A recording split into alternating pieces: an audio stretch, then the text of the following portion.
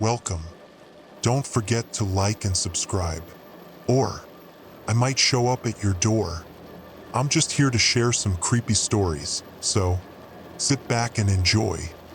Disclaimer: the content presented in the video is purely for entertainment purposes only. The theories and stories discussed in this video are speculative and are not supported by any evidence or proof. Viewer discretion is advised. Radio transmission log, Emergency Services Station 4 Delta. Date: October 23, 2025. Operator Carter Lane. Time: 1743 to 22:15 Central Standard Time. My name is Carter Lane, and if you're hearing this recording, then something has gone very wrong in rural Iowa. I've been an emergency dispatcher for 12 years, working the night shift at Station 4 Delta, covering 3 counties of farmland where the biggest excitement used to be teenagers joyriding through cornfields or the occasional barn fire. Used to be. I'm recording this on my personal device because the official logs, well, let's just say they don't tell the whole story. They never do when it comes to things the government doesn't want you to remember. I learned that lesson 2 years ago when my brother Danny died in what the reports called a vehicular accident. Funny how vehicular accidents don't usually leave tire tracks that stop midfield, or how they don't explain why a man's body is found 3 miles from his truck with no signs of how he got there. But I'm getting ahead of myself. This started 3 days ago, though I suppose the signs were there before if you knew what to look for. The static, for instance. It began as just minor interference during routine broadcasts. Nothing unusual for October in Iowa, when atmospheric conditions can play hell with radio waves. A soft crackle here, a brief squelch there. The kind of thing you adjust for automatically after years of working emergency frequencies. The first call came in at 1743 on Tuesday. Margaret Kowalski, who lives out on Meadowbrook Road about 15 miles northeast of town. Margaret's been calling in reports for 20 years. Loose cattle, suspicious teenagers, the occasional vagrant. Her voice always carries that particular blend of authority and annoyance that comes from being 73 and having seen everything the countryside can throw at you. "Carter, honey," she said, her voice crackling through the static that was getting stronger by the day. "I've got something odd happening out here. There's people walking through my back 40, but they're walking wrong." "Wrong how, Mrs. Kowalski?" I asked, pulling up her property coordinates on my screen. Standard protocol, always get location first, details second. "They're limping, all of them, like they've got the same injury, you know? Same leg, same rhythm to it. 3 people I can see from my kitchen window, maybe more in the corn rows. They're heading toward town, Carter, but real slow-like. Been watching them for near an hour now." I made a note in the log. Probably hunters, maybe migrant workers heading back from the fields. "Are they on your property, ma'am? Or just passing through?" "Passing through, I suppose. But Carter." Her voice dropped, the way it does when someone's about to tell you something they're not sure they believe themselves. "They don't look quite right. Too tall, maybe. And they're not talking to each other, not making any sound I can hear. Just that steady thump shuffle thump. Thump shuffle thump." The static surged as she spoke, drowning out her last few words. When it cleared, the line was dead. I tried calling back, got nothing but dial tone. Made another note. "Check on Mrs. Kowalski during next patrol round." That would have been the end of it. Routine follow-up, probably find nothing, except the calls kept coming. 1822. Bill Henderson reported strange pedestrians on County Road 47, walking single file through the ditch. Same description. Tall, limping, silent. Same static interference when he called. 1856. The Yamamoto farm. 3 figures crossing their soybean field, leaving tracks that were too wide, too deep. Line went dead during the call. 1930. Alice Murphy saw them from her porch on Elm Street, the edge of town proper. By then she was scared. "They're getting closer, Carter. And there's more of them now. Maybe 8 or 9. They don't look like people should look." With each call, the static got worse. Not random interference anymore, but something with pattern to it. A rhythm. 3 beats, pause, 3 beats, pause. Like the limping gait Mrs. Kowalski had described. Thump, shuffle, thump. Thump, shuffle, thump. I was debating whether to call in the county sheriff when she walked through the door. Aria Monroe, according to her federal ID, though she looked too young for her supposed position as FEMA regional coordinator. Mid-30s, blonde hair pulled back in a severe bun, wearing a gray suit that screamed government bureaucrat. Her smile was professional, practiced, and didn't reach her eyes. Mr. Lane, I'm here about the atmospheric disturbances affecting your radio systems. Atmospheric disturbances? I stood up from my desk, suddenly aware of how small our emergency station was. 4 desks, banks of radio equipment, and a coffee pot that had seen better decades. You mean the static? Among other things. She produced a tablet, fingers dancing across its surface. We've been monitoring unusual electromagnetic readings across several rural counties, the kind that can interfere with emergency communications. Very concerning from a public safety standpoint. Something about her tone made my skin crawl. Too smooth, too rehearsed. Like she'd given this speech before in other small towns to other emergency dispatchers. What kind of readings? Nothing to worry about, I'm sure. Just routine assessment. We may need to run some tests on your equipment, though. For the safety of the community, you understand. The radio crackled to life behind me. Emergency frequency, priority channel. But instead of a voice, there was only that rhythmic static. Thump, shuffle, thump. Thump, shuffle, thump. Aria's eyes flicked to the radio, and for just a moment, her professional mask slipped. What I saw underneath looked like fear. How long has that been happening? She asked, her voice sharper now. Since Tuesday. Gets worse with every call about the what? Too quick, too intense. The people, the ones walking wrong, limping. I watched her face carefully. You know about them, don't you? Aria's smile returned, but it was strained now. Mr. Lane, I think we need to have a longer conversation. Perhaps over dinner? I'm staying at the Comfort Inn in town. We have a lot to discuss about community safety protocols. The emergency frequency erupted in a burst of static so loud it made us both flinch. When it faded, I could swear I heard voices underneath, whispers in a language that didn't sound quite human. I should get back to work, I said, not taking my eyes off her. It's going to be a busy night. She nodded, handed me her card, and left without another word. I watched through the window as she climbed into a black SUV with government plates and drove toward town. Only then did I realize she hadn't asked about the emergency alert I was supposed to broadcast.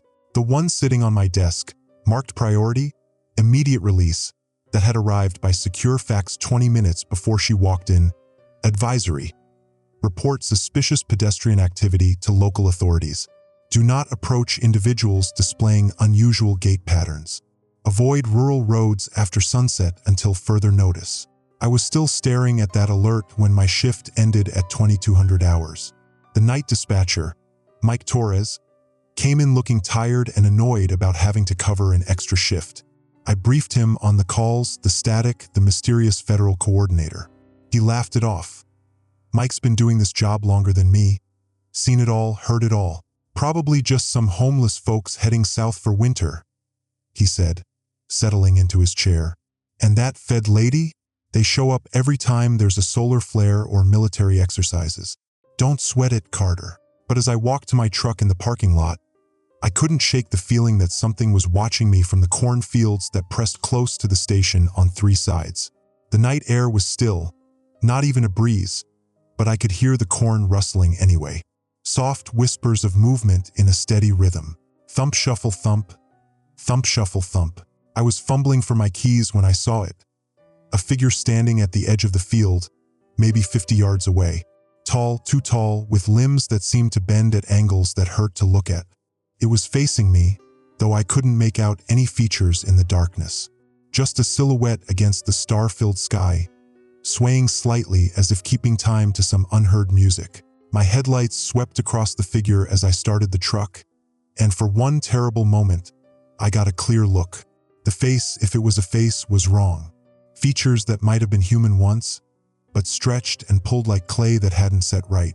eyes that reflected my headlights like an animal's, but with an intelligence behind them that was definitely not animal. The thing raised one impossibly long arm in what might have been a wave. I drove home faster than I've ever driven in my life, checking my rearview mirror every few seconds. The figure didn't follow, but I couldn't shake the feeling that it didn't need to. It knew where I lived. It knew where we all lived. And tomorrow night, I had a feeling there would be more of them. Radio transmission log, Emergency Services Station 4 Delta. Date: October 24th, 2025. Operator Carter Lane. Time: 16 to 23:30 Central Standard Time. I didn't sleep last night. Every time I closed my eyes, I saw that figure at the edge of the cornfield, its impossible arm raised in greeting or warning. By dawn, I'd convinced myself it was fatigue, shadows, maybe the stress of anniversary season. Danny died in October 2 years ago. The mind plays tricks when grief resurfaces. But when I arrived at the station for my afternoon shift, Bella Knight was waiting with a manila folder thick enough to choke a horse. "Carter, we need to talk." Bella's been working dispatch longer than anyone. 15 years of covering the day shift while raising 3 kids and keeping her husband's construction business afloat. If Bella says something's wrong, something's wrong. I pulled all the calls from yesterday after you left. Look at this. She spread a hand-drawn map across my desk, our 3-county coverage area marked with red X's. Each X represented a sighting, with times and descriptions noted in her careful handwriting. The pattern was immediately obvious and completely unsettling.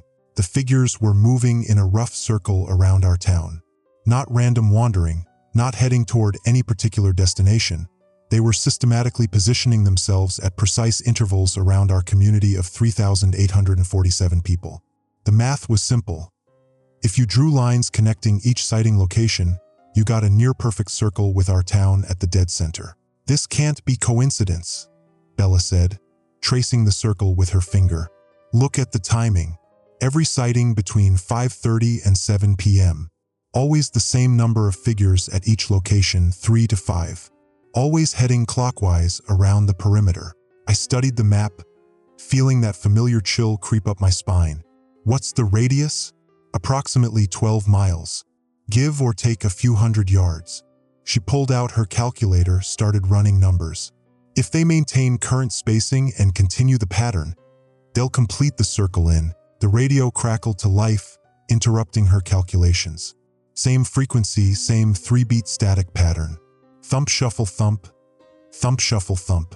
But today it was stronger, more distinct. Almost like a heartbeat, if hearts beat in groups of 3. "How long has it been doing that?" Bella asked, staring at the radio with the same expression I'd probably worn last night. "Since Tuesday. Gets worse every day." I reached for the volume control, but she caught my wrist. "Don't. I've been listening to it all morning. There's something underneath the static. Voices, maybe. Or singing." We sat in silence, letting the rhythmic interference wash over us. And she was right. Buried beneath the electronic noise was something organic. A low humming that matched the 3-beat pattern, rising and falling like a lullaby sung by something that had never learned human music. The phone rang, making us both jump. Mrs. Henderson from Oakwood Avenue, her voice tight with barely controlled panic. "Carter, they're back. More than yesterday. I count at least 8 of them walking past my fence line. Same horrible limping, same direction. But Carter." Her voice dropped to a whisper. "I think they're getting taller." I grabbed my notepad, started filling in details. "Taller how, Mrs. Henderson?" "Yesterday they looked maybe 6.5 feet. Today they're, I don't know, 7 feet? 8? And the way they move, it's like their joints don't work right. Like someone built people who'd never seen people walk before." The static surged, drowning out her next words. When it cleared, the line was dead. I tried calling back. Nothing. Added another X to Bella's map. "That makes 14 calls since yesterday," Bella said, updating her notes. "Same pattern, same timing, but the descriptions are getting more specific." She was right. Tuesday's calls had been vague. Strange people, walking funny, something odd. By Wednesday, witnesses were describing height, gait patterns, the unsettling silence of the figures. Today they were noticing details that made my skin crawl. The way the figures' heads turned to track movement, how their limbs seemed too long for their bodies, the fact that none of them ever seemed to blink. "Bella," I said slowly, "have you noticed the static pattern matches their walking rhythm?" She paused, pen halfway to paper. "What do you mean?" I pointed to the radio, where the 3-beat interference continued its relentless pulse. Thump, shuffle, thump. 3 beats, pause. Same as the limping gait everyone describes. Her face went pale. That's not possible. Radio static doesn't work that way. Neither do people who grow taller overnight. We were interrupted by the arrival of Sergeant Julian Scott, Iowa State Patrol. Julian's been covering rural routes for 8 years, knows every back road and farm family in the county. He's also the kind of cop who takes every call seriously, which is why I was surprised to see him looking so dismissive. "Carter, I need to talk to you about these pedestrian reports." Julian settled his considerable bulk into the visitor's chair, hat in his hands. "I've had dispatch calling me all morning about people walking on county roads. Now, I know folks get nervous about strangers, especially this time of year, but, Julian, have you actually seen them?" I interrupted. "Seen who?" "The limping figures, the ones everyone's calling about." Something flickered across his face. Too quick to identify, but it looked like recognition. "Carter, I've been patrolling these roads for 8 years. I know the difference between actual problems and mass hysteria. Probably just some transients heading south for winter. Nothing to worry about." But his hands were shaking as he put his hat back on. And when the radio erupted in another burst of rhythmic static, I saw him flinch. "Julian," Bella said quietly, "when's the last time you drove County Road 47 after dark?" He stood up quickly, suddenly eager to leave. "I'll file a report about increased patrols. Keep an eye on things. But honestly, folks need to stop panicking about every stranger they see." He was gone before either of us could respond, leaving behind the distinct impression of a man trying very hard not to think about something he'd already seen. "That was weird," Bella muttered, making a note in her log. "Julian's never dismissed calls like that." I was about to agree when the emergency alert system activated. The automated voice filled the station, cold and mechanical. "Advisory. Report suspicious pedestrian activity to authorities. Remain indoors after sunset. Avoid approaching individuals displaying unusual behavioral patterns. This message will repeat." "That's new," Bella said, checking her watch. 4:47 p.m. Awfully early for a shelter-in-place advisory. And awfully specific. I pulled up the alert database on my computer, searching for the origination source. What I found made my blood run cold. "Bella, this alert didn't come from county emergency management. Came from federal oversight. Priority channel. Federal? Why would?" The phone rang again, then again, and again. For the next 3 hours, we fielded calls from every corner of our coverage area. The pattern was expanding. More figures, more locations, all maintaining that perfect circle around our town. But the reports were getting stranger too. Mary Schultz saw them standing perfectly still in her pasture, arranged in a line facing toward town. They stayed motionless for 45 minutes, then began walking again as if responding to some unheard signal. Tom Bradley reported figures moving through his corn maze. Not around it, through it, somehow navigating the complex pathways without hesitation or error. By 10 p.m., we'd logged 27 separate sightings. The circle was tightening, drawing closer to town with each passing hour. And with each report, the static grew stronger, the 3-beat rhythm more pronounced. "Carter," Bella said as we prepared to hand off to the night shift, "I've been thinking about what you said, about the rhythm matching their walking pattern. And what if it's not radio interference at all? What if it's communication?" I stared at her, pieces of a horrible puzzle starting to fit together in my mind. The synchronized movements, the perfect circle formation, the way the figures seemed to respond to unheard signals. "You think they're coordinating?" I said. "I think they're organizing." As if summoned by our conversation, the radio crackled to life one final time. But this time, beneath the 3-beat static, I heard something that made my blood freeze. Voices, human voices, whispering in unison. Come outside, come outside, come outside. Bella grabbed my arm, her fingernails digging into my skin. Carter, that sounded like Danny. The word came out as barely a whisper. That sounded like my brother Danny. Personal audio recording, Carter Lane. Date: October 25th, 2025. Time: 14:30 to 19:45 Central Standard Time. Location: Hartwell Farm, County Road 23. I shouldn't be here. Every instinct I've developed in 12 years of emergency work is screaming at me to turn around, drive back to town, and pretend I never heard my dead brother's voice whispering through radio static. But Danny always said I was too stubborn for my own good, and 2 years of unanswered questions have finally reached their breaking point. The Hartwell farm has been abandoned since old Marcus died last spring. 60 acres of corn and soybeans gone to seed, farmhouse boarded up, barns slowly collapsing under the weight of Iowa winters. According to Bella's map, this is where the highest concentration of sightings occurred. Ground zero for whatever's happening in our little corner of nowhere.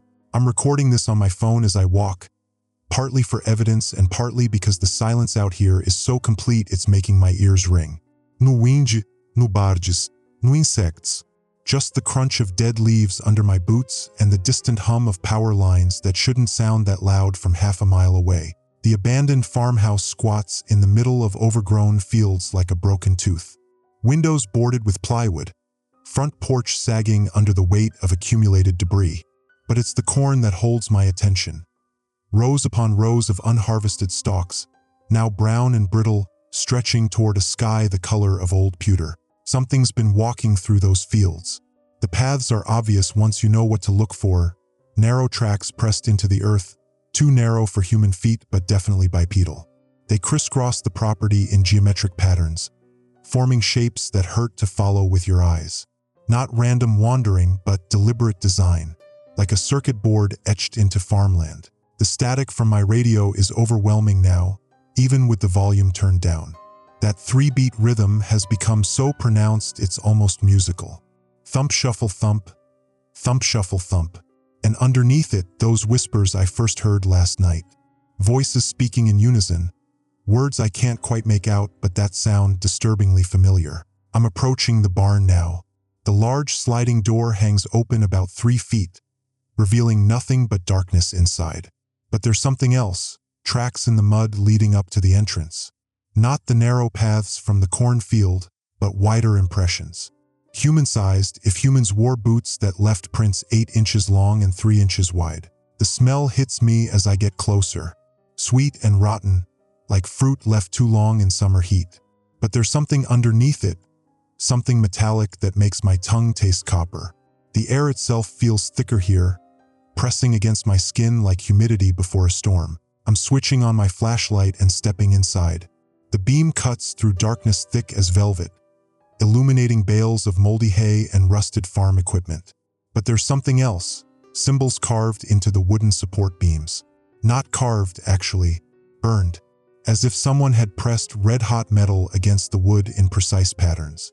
The symbols don't look like any alphabet I recognize, more like circuit diagrams or mathematical equations rendered in searing flame. Wait, there's something moving in the back corner.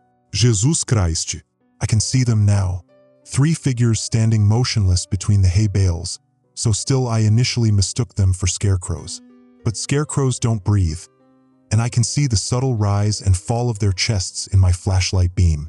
They're facing away from me, toward the back wall of the barn, as if studying something I can't see. They're exactly as the witnesses described, too tall, maybe 7.5 feet, with limbs that seem stretched like taffy. Their clothes hang in tatters, revealing skin that looks gray in the flashlight beam, mottled with dark patches that might be bruises, or might be something worse. But it's their stillness that's most unnerving. No fidgeting, no shifting weight from foot to foot, no unconscious human movements. Just perfect, unnatural immobility. I'm backing toward the door, trying to keep my footsteps quiet, when one of them turns around. The face, God help me, the face. It might have been human once, but something has stretched it like putty, elongating the jaw and pushing the eyes too far apart. The skin is translucent, showing dark veins beneath, and when it opens its mouth, I can see rows of teeth that are definitely not original equipment. But worst of all are the eyes, human eyes, brown and familiar, looking at me with an intelligence that's horrifyingly aware. It tilts its head, and I hear that sound, the 3-beat rhythm, but now I realize it's not coming from my radio. It's coming from them. A wet, organic sound like a heartbeat filtered through fluid. The other two are turning now, moving with that same disturbing grace, and I can see their faces are just as wrong, just as familiar. One of them raises its arm, that same gesture I saw from the figure at the edge of the cornfield 2 nights ago. But this time I'm close enough to see the hand. Fingers too long, too many joints, ending in what might be fingernails or might be claws. The skin is stretched so thin I can see the bones underneath, dark and twisted like branches. My radio crackles and suddenly the whispers are clear. Carter, Carter, come home, Carter. Danny's voice, my brother's voice, coming from the mouth of something that used to be human but isn't anymore. The other two are speaking now, 2 voices layering over each other in horrible harmony. We've been waiting. So long. So cold. Come home. I'm running now, crashing through the barn door and stumbling across the overgrown yard toward my truck. Behind me, I can hear movement. Not footsteps, but a wet sliding sound like something massive dragging itself across the ground. The static from my radio has become a roar, drowning out my own panicked breathing. I don't look back until I reach my truck. When I do, I see them standing in the barn doorway. Not 3 figures now, but dozens. They fill the opening like a crowd of broken mannequins, all of them too tall, all of them watching me with those horrible, familiar eyes. Some are wearing clothes I recognize: Danny's red flannel shirt, Mrs. Patterson's floral dress, Tom Bradley's work coveralls. People who disappeared, people who died, people who came back wrong. My hands are shaking so badly I can barely get the key in the ignition. The engine turns over just as the first figure steps out of the barn, moving with that distinctive limping gait. Thump, shuffle, thump. Thump, shuffle, thump. The others follow, spreading out across the farmyard in a coordinated pattern that speaks of hive mind intelligence. I'm backing out of the driveway when I see it. A small bundle of cloth caught on a fence post near the road. My headlights sweep across it as I turn, and I slam on the brakes. It's Danny's jacket, the same red and black flannel he was wearing the night he died. The night his truck was found empty in Miller's Field with no explanation of where he'd gone or how he'd gotten 3 miles away on foot. But Danny's jacket shouldn't be here. It should be in the evidence room at the state police barracks, along with the rest of his personal effects from the accident that nobody could adequately explain. I grab the jacket and throw it in the passenger seat, then floor the accelerator toward town. In my rearview mirror, I can see them gathering on the road behind me. Not just the figures from the barn, but others emerging from the cornfields on both sides. Dozens of them, all limping in perfect synchronization, all moving toward town. The radio crackles one final time as I hit the county line. Shelter in place. Mandatory evacuation postponed pending federal assessment. Do not approach individuals displaying unusual physical characteristics. Avoid all rural areas after dark. This message will repeat. But underneath the official announcement, so faint I almost miss it, I hear something that makes my blood freeze. Soon, Carter. Very soon. We're almost ready. Danny's voice again, but this time it's coming through the emergency broadcast system. The Limping Figures Part 4, Government Secrets. Personal audio recording, Carter Lane. Date: October 26, 2025. Time: 8:15 to 16:30 Central Standard Time. Location: Emergency Services Building, Millfield, Iowa. I didn't sleep last night. Every time I closed my eyes, I saw those faces in the barn. Stretched and wrong, but still recognizably human underneath. Still recognizably people I'd known. People who'd died. People who'd come back as something else entirely. Danny's jacket is spread across my desk now, still smelling faintly of his cologne mixed with something else. That sweet, rotten odor from the barn. I've been staring at it for 3 hours, trying to reconcile the impossible. The state police sealed all of Danny's belongings as evidence. This jacket should be locked away in a storage room 2 counties over, not hanging on a fence post at an abandoned farm where creatures wearing familiar faces gather in the darkness.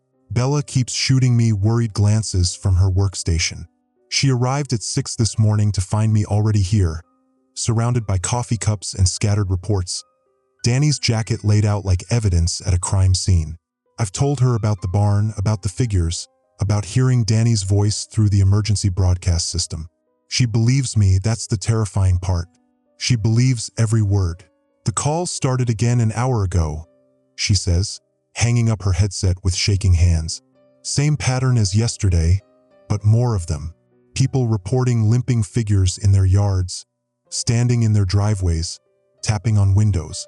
Mrs. Chun says there's one in her cornfield that's been there since dawn, just standing motionless between the rows. The radio crackles with routine traffic, a fender bender on Highway 30, a noise complaint on Elm Street, but underneath it all, that 3-beat rhythm persists like a heartbeat. Thump, shuffle, thump, thump, shuffle, thump. It's becoming background noise, white noise, the soundtrack to our slow descent into madness. Aria Monroe arrives at 10:47 a.m., 30 minutes ahead of her scheduled briefing. She's traded yesterday's professional blazer for tactical gear, black cargo pants, combat boots, a jacket that bulges with concealed equipment. The transformation is jarring, like watching a librarian suit up for war. "We need to talk," she says, closing my office door behind her. Privately, she produces a device from her pocket, a small black box with blinking red lights, and sets it on my desk next to Danny's jacket. "Signal jammer," she explains. "What we're about to discuss can't leave this room." The static from my radio fades to blessed silence for the first time in days. The relief is so overwhelming I almost weep. "You went to the Hartwell farm yesterday," Aria continues. "It's not a question. You saw them, the converted ones." Converted. The word tastes like metal in my mouth. She picks up Danny's jacket, examining it with the practiced eye of someone who's seen similar evidence before. "That's what we call them, the affected individuals. They're not dead, Carter, not exactly. Something has repurposed them." Repurposed. I'm starting to hate these clinical terms. "You mean whatever's out there is wearing my neighbors like Halloween costumes?" "It's more complex than that." Aria sits across from my desk, and for the first time since I've known her, she looks genuinely frightened. "The entities, we call them resonance manifestations, they don't possess people in the traditional sense. They tune them, like adjusting a radio frequency until the signal comes through clear." She opens a briefcase I hadn't noticed her carrying and removes a manila folder thick with documents. Photographs spill across my desk, aerial shots of rural areas marked with red circles, close-ups of abandoned buildings covered in those burned symbols I saw in the barn, satellite images showing geometric patterns carved into farmland across the Midwest. "This isn't the first time," she says. "Nebraska, 1997. Kansas, 2003. Missouri, 2011. Always rural areas, always the same pattern. Strange figures reported walking through fields and small towns. Emergency services overwhelmed with calls about missing persons, unusual behavior, radio interference. And always, always the limping gait." I spread the photographs out, studying them with growing horror. The patterns are identical to what I saw at the Hartwell farm, narrow tracks through crop fields forming geometric designs, abandoned buildings marked with burned symbols, empty towns with broken windows staring like dead eyes. "What happened to them?" asked. "The other towns?" Aria's silence is answer enough. "We tried evacuation the first time," she finally says. "Nebraska got maybe 60% of the population out before the manifestations became too numerous to contain. The remaining residents, well, they exhibited the same behaviors you're seeing here. The limping walk, the unnatural stillness, the ability to mimic voices of the deceased." She pulls out another photograph, a wide shot of what might have been a small town, but every building is charred black, the streets littered with ash. "We had to sterilize the area, for the greater good." Sterilize? Another euphemism. "You mean you burned it down?" We prefer controlled decontamination. But yes, essentially, fire seems to disrupt whatever frequency they operate on, breaks the connection between the entities and their vessels. I think about the dozens of figures I saw emerging from the cornfields last night, all moving with that synchronized limping gait. How many people are we talking about here? In our area, Arya consults a tablet, scrolling through data with practiced efficiency. Current estimates put the affected population at roughly 300 individuals across a 12-mile radius. And growing. 300. In a county with barely 4,000 residents, that's almost 8% of the population. People I know, people I grew up with, people I've been trying to protect through my work in emergency services. All of them converted, tuned, repurposed into something else. There's something else, Arya continues, and I notice she won't meet my eyes. About your brother. My hands clench involuntarily. What about Danny? He wasn't just investigating the sightings before he died. He was working with us. Unofficially. Daniel Lane was what we call a resonance sensitive, someone who could detect the manifestations before they became visible to normal humans. We'd been monitoring similar incidents for months, waiting for a full manifestation event. When your brother made contact, the room spins slightly. Danny working with the government. Danny keeping secrets. Danny dead because of those secrets. He called me 3 days before the accident, Arya continues.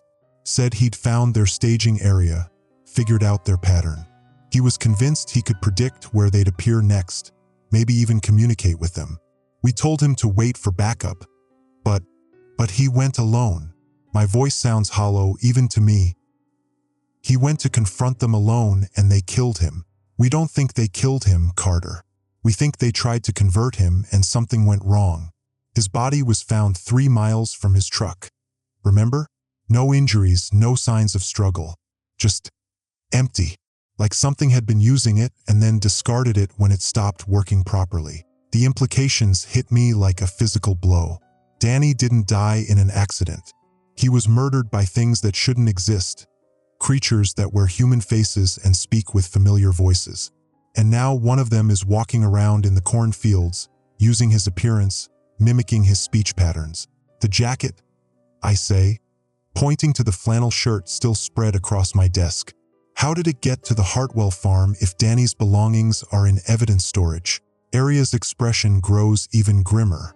That's what we need to figure out. Either someone removed it from storage and planted it there, or she trails off, unable to finish the thought. Or the thing wearing Danny's face is getting better at the impersonation. I complete. Learning to manipulate physical objects, not just voices and appearances. She nods reluctantly. The manifestations are evolving. In Nebraska, they could only mimic recent speech patterns, words and phrases overheard within the last few hours. In Kansas, they managed full conversations using the memories of their vessels. In Missouri, they began displaying complex problem-solving abilities and tool use. And here, they're demonstrating unprecedented levels of intelligence and organization.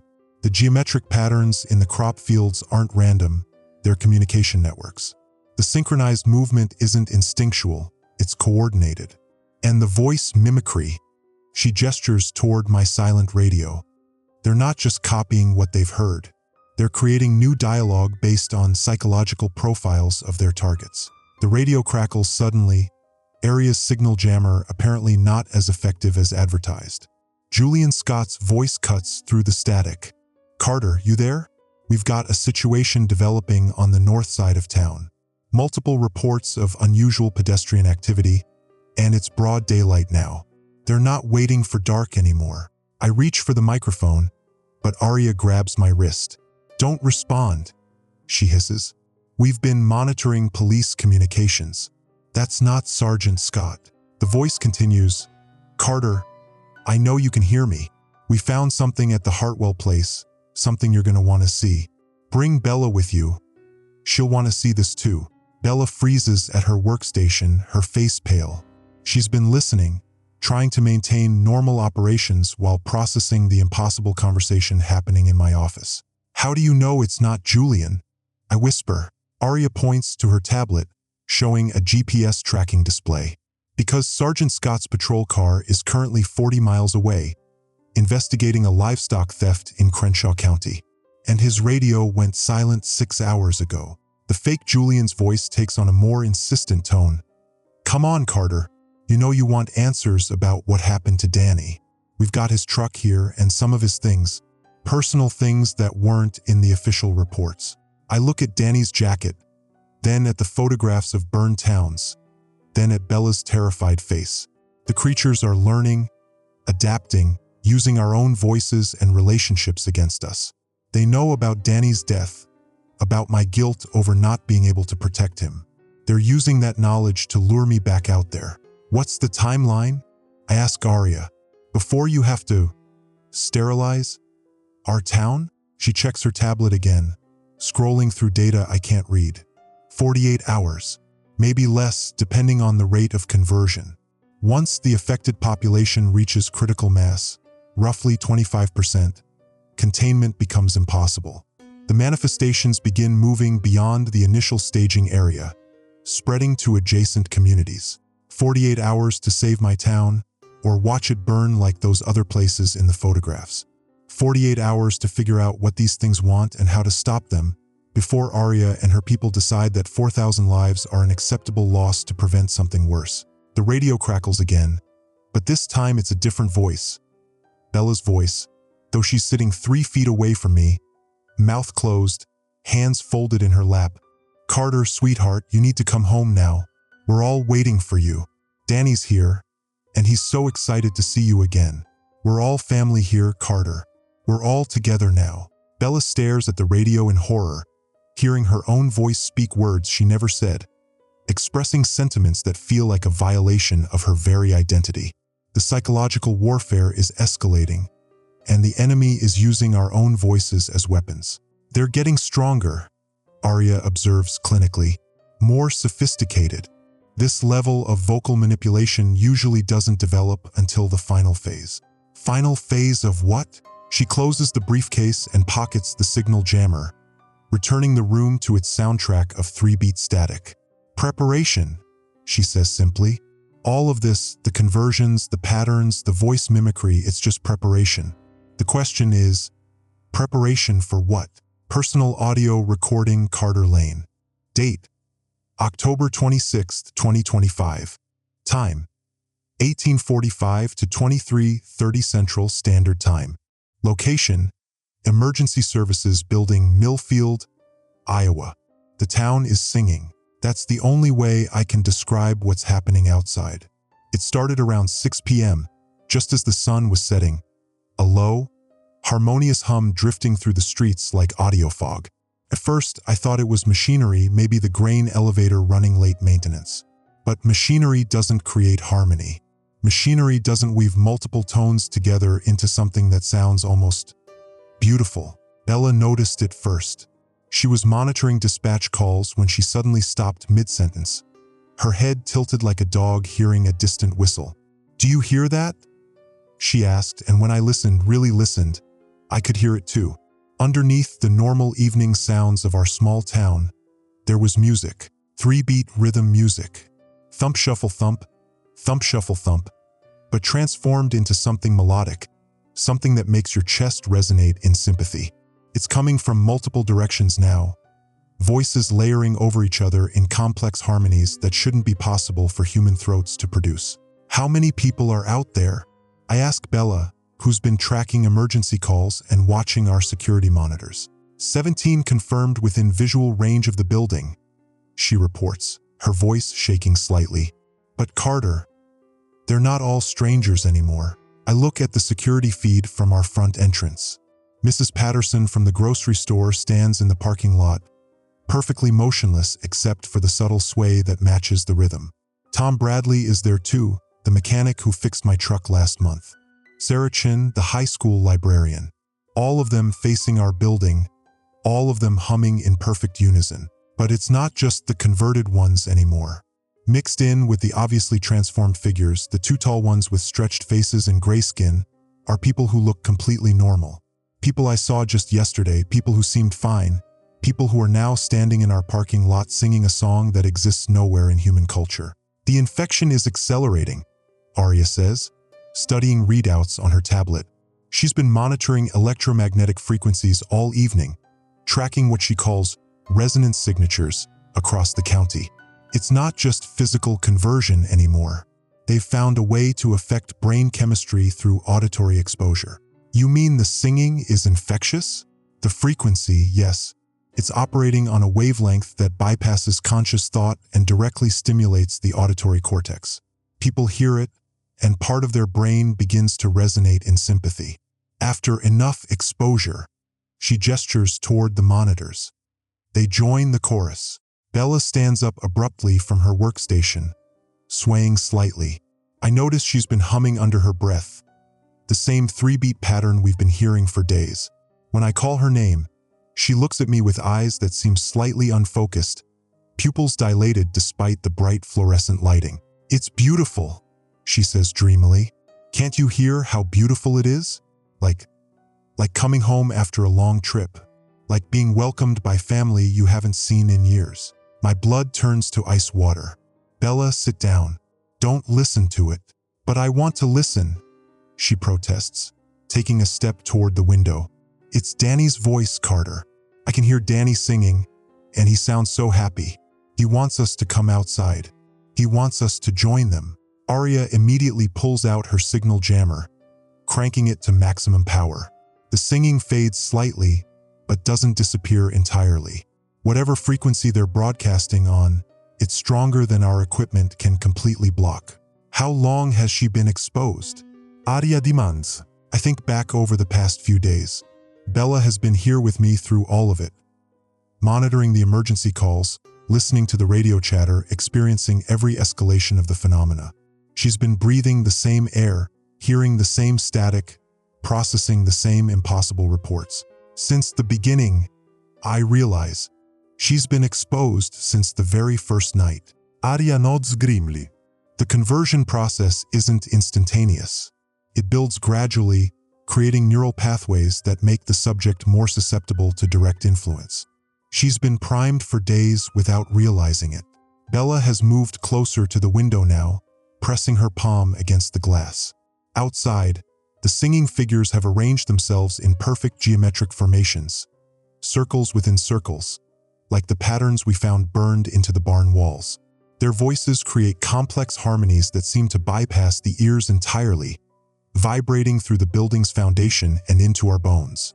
How long do we have? Ask. Before she's fully converted? Maybe an hour, maybe less. Arya is packing her equipment with practiced efficiency.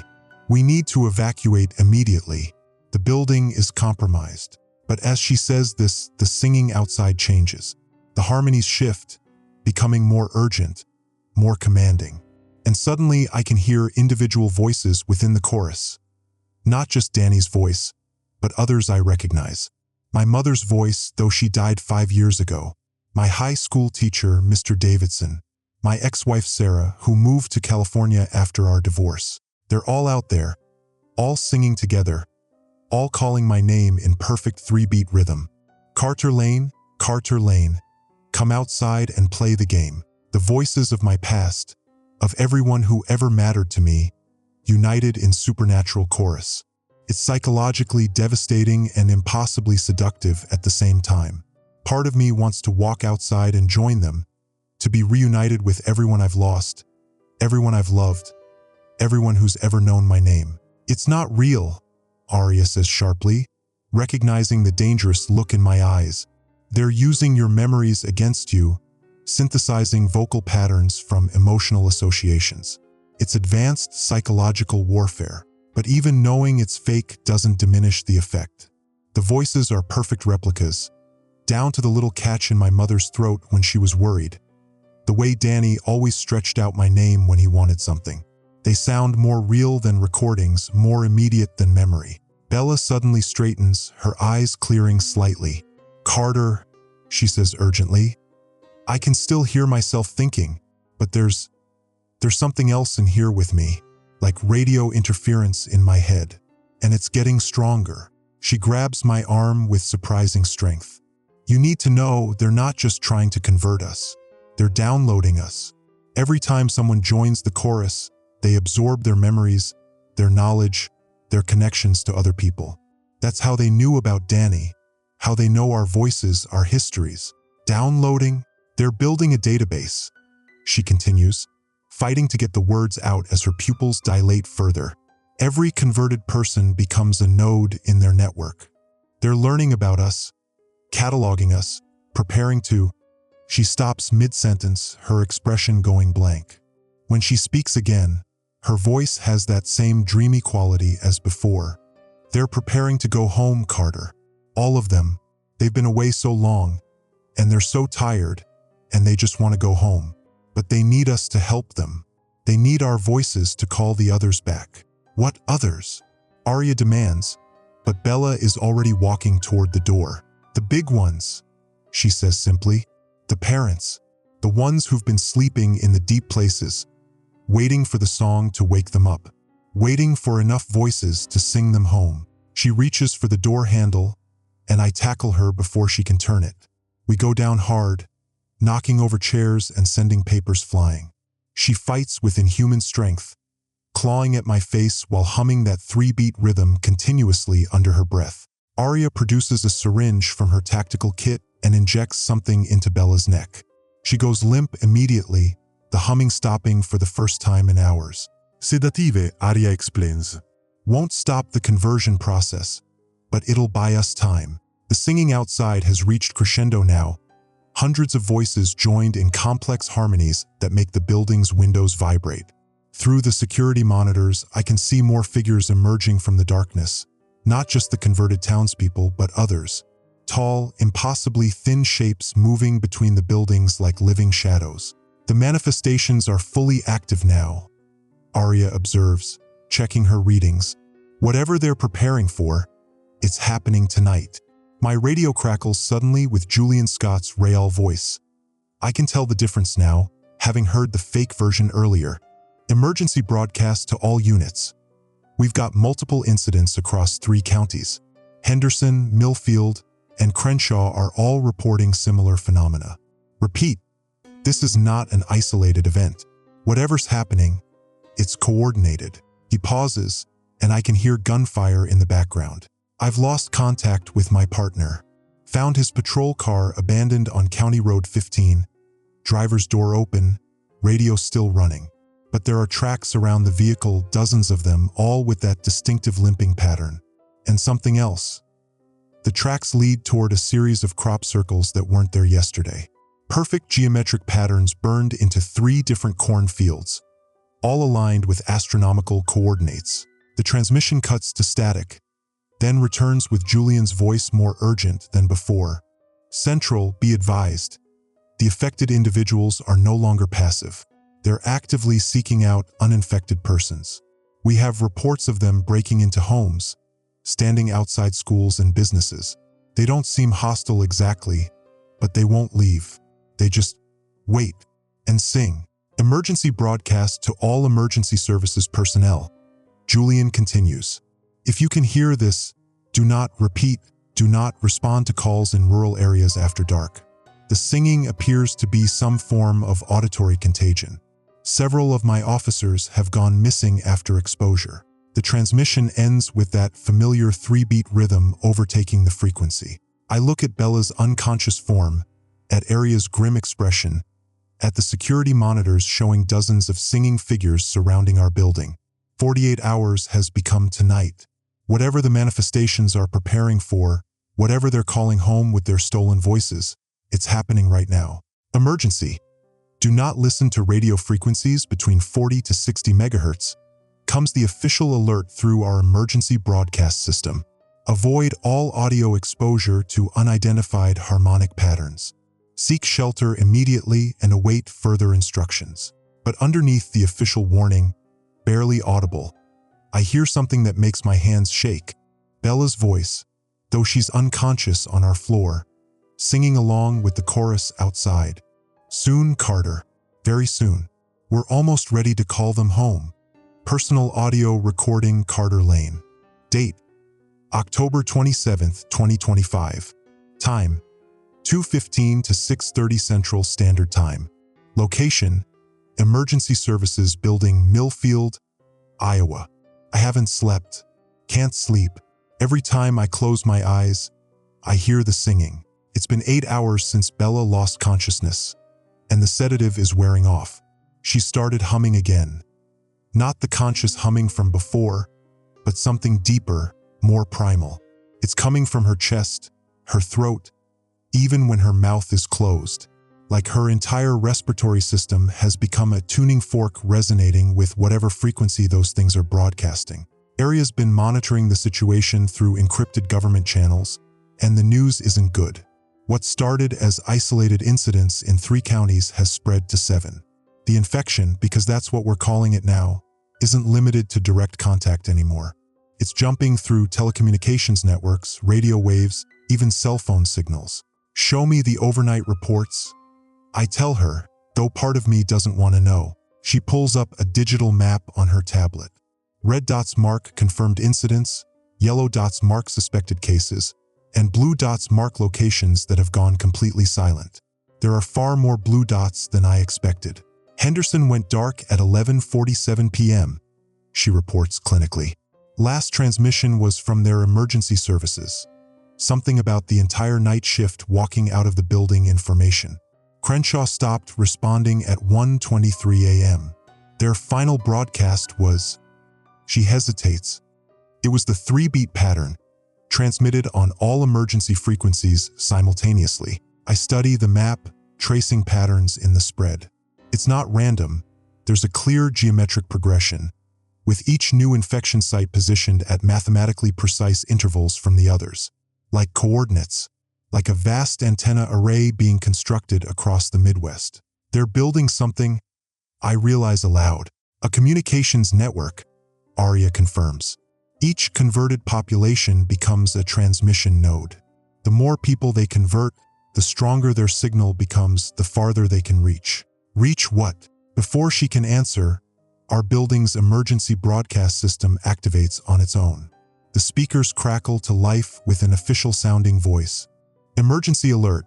By order of the Federal Emergency Management Agency, all civilian and law enforcement personnel are hereby ordered to maintain current positions and await federal assistance. Do not attempt evacuation. Do not attempt communication with outside agencies.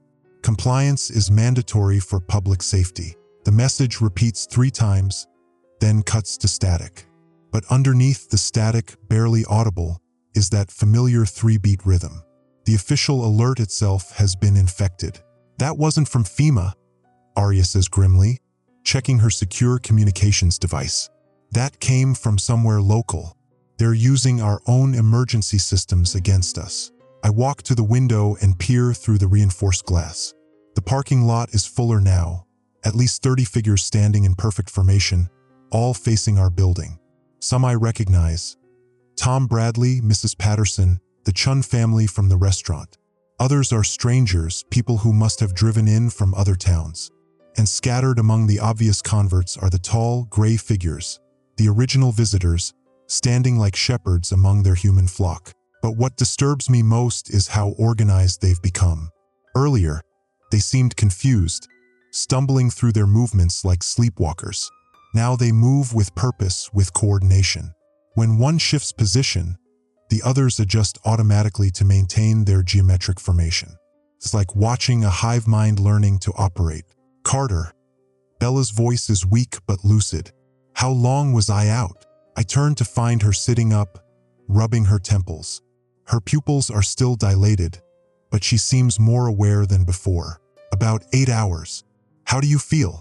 Like there's a radio station in my head that I can't turn off, she says honestly. But I can still think, still make choices. The sedative must have interrupted the final stage of conversion. Aria immediately starts examining Bella with a handheld scanner. Neural activity is abnormal but stable. You're existing in a liminal state, partially converted but retaining individual consciousness. That shouldn't be possible. Maybe that's why they kept me alive, Bella suggests. I can hear what they're saying to each other, Carter, through the network. And they're not just refugees like we thought. They're calling something. something big, something that's been traveling between stars for a very long time. The scanner in Aria's hand starts beeping rapidly. Your brain is processing frequencies outside normal human range. What exactly are you hearing? Bella closes her eyes, concentrating. Coordinates. Hundreds of them, maybe thousands. Every converted person is broadcasting a location, and together they're creating a map. Not of Earth, of something else. Something approaching Earth. A ship. Ships. Plural. A whole fleet moving through space at impossible speeds. They've been traveling for Carter for millions of years, running from something that destroyed their homeworld. And now they're almost here. My radio crackles suddenly with Julian Scott's voice, but he sounds different. Strained. Desperate. Emergency broadcast to anyone still listening. This is Sergeant Julian Scott, Iowa State Patrol. I'm barricaded in the Murphy farmhouse with 7 civilians, including 3 children. We've been surrounded for the past 6 hours. Static interrupts the transmission, then Julian's voice returns. The converted individuals aren't aggressive, but they won't leave. They're just waiting, standing in perfect circles around the building, singing that 3-beat pattern continuously. The children are starting to hum along, and I don't know how to stop it. Julian, this is Carter. Can you hear me? Carter. Thank God. Where are you? Still at emergency services with Aria and Bella. What's your situation? Bad and getting worse. The Murphy family was trying to evacuate when their car broke down. Engine just died in the middle of County Road 12, right next to one of those crop circles. When I responded to their call for help, I found the whole family standing around their car, humming. Just humming and staring at the sky. Julian's voice becomes more urgent. I managed to get them inside the farmhouse, but whatever that frequency is, it's persistent. The Murphy kids keep asking when they can go outside and meet their new friends. Mrs. Murphy has started drawing geometric patterns on the walls with her lipstick. Perfect mathematical spirals that hurt to look at. You need to get them away from any electronic devices. Aria calls over my shoulder. The signal is using electrical systems to amplify itself. Already tried that. Disconnected everything, even removed the batteries from the smoke detectors. But the humming is coming from the walls themselves now.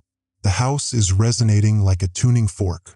The transmission breaks into static again, and when it returns, Julian's voice has changed. It's calmer, more peaceful. You know what, Carter? Maybe we should just go outside. The children are right. The people out there don't seem dangerous. They seem happy, like they've found something beautiful that we're missing. Why are we hiding from happiness? Julian, don't listen to it. Fight it. But the radio has gone silent. I look at Bella, who's been listening with increasing distress. He's gone, isn't he? She nods sadly. The Murphy farmhouse just became another transmission node. That's 15 more voices added to the network. How many total? Thousands. Tens of thousands. The signal is reaching into major cities now, using cell towers and internet infrastructure to spread. Chicago has 7 confirmed clusters. Milwaukee has 12. Des Moines is completely dark. Aria has been monitoring her secure channels throughout this conversation, and her expression has grown increasingly grim. We're receiving reports from NORAD. Multiple objects detected in high Earth orbit, too large to be satellites. They appeared simultaneously at 0200 hours, positioned at equal intervals around the planet. The fleet, advanced scouts most likely. The main ships are still in deep space, but these smaller vessels are already establishing communication with the ground-based network. She shows me her tablet, displaying a global map dotted with red zones. Every major population center is experiencing some level of infection. The pattern is too coordinated to be accidental. They've been planning this for decades. I realize. The early incidents, the scattered sightings, they were reconnaissance missions.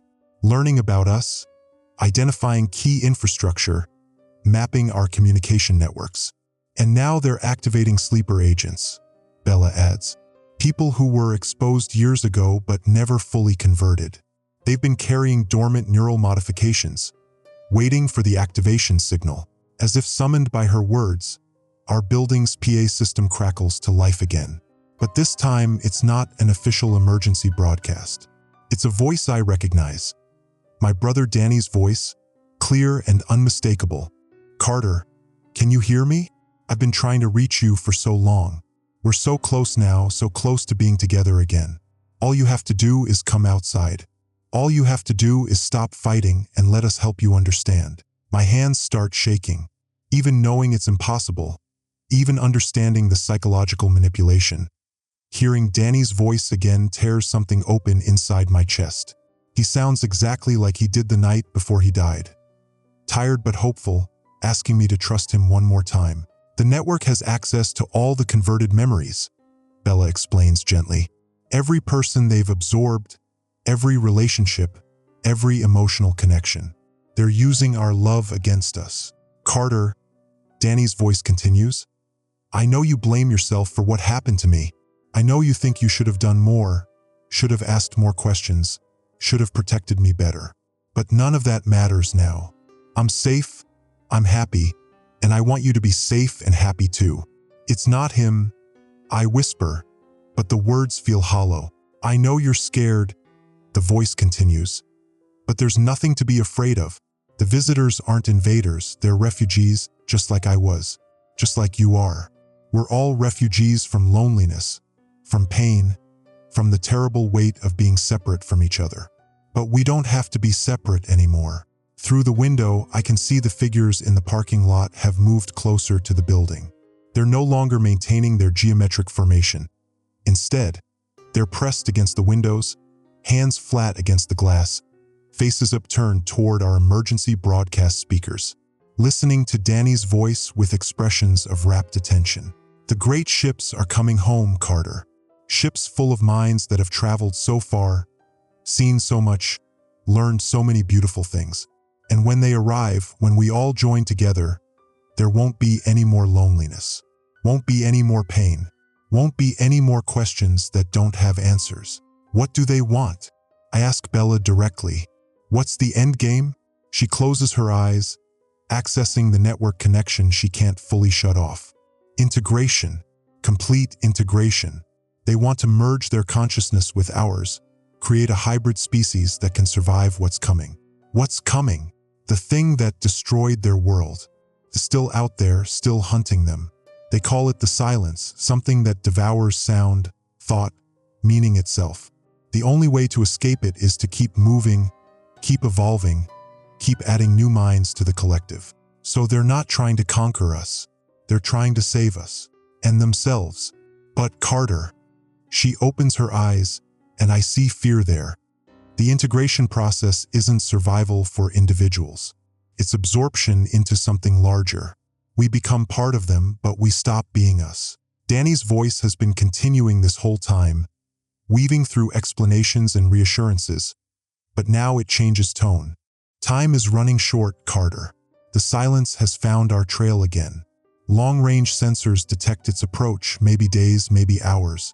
The great ships need to finish integration and move on before it arrives.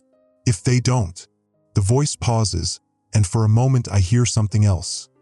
A vast, hungry emptiness that makes my soul recoil. "If they don't, both our species will be consumed. Earth will become another silent world, another dead note in the cosmic symphony. Is that what you want? Is preserving your individual consciousness worth condemning both our peoples to extinction?" Emergency alert blares through our system, overriding Danny's voice. Final warning. Lethal force authorized against affected individuals.